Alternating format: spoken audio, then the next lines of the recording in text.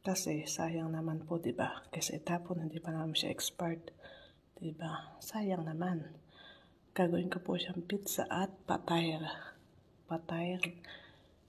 satar, jatar, with cheese.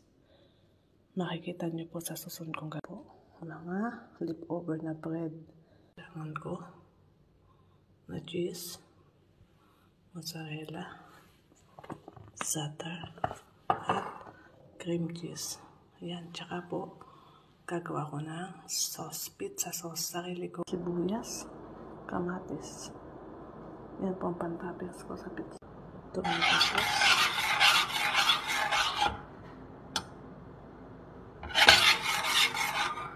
Art. Yan. Ginawan ko po ng art yung pizza.